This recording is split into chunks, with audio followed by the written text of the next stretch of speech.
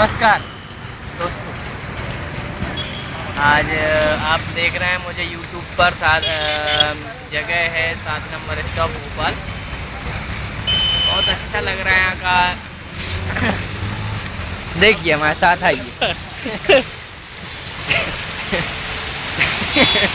देख तो रहे हैं। देखिए क्या नज़ारे हैं, देखिए वाह, फंटास्टिक नज़ारे हैं। देखिए ऐसे सीन देखने को बहुत कम मिलते हैं इंडिया में, और बहुत मज़ा आ रहा है यहाँ पे। कुछ ही देर में पीएम आने वाले हैं, प्रधानमंत्री मनमोहन सिंह जी, जिनके स्वागत में देखिए क्या क्या किया गया है।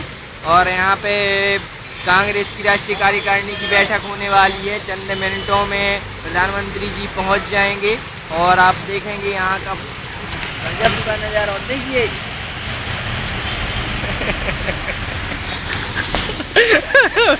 लाओ तो। अरे विशाल रुक के देखने लगी यार।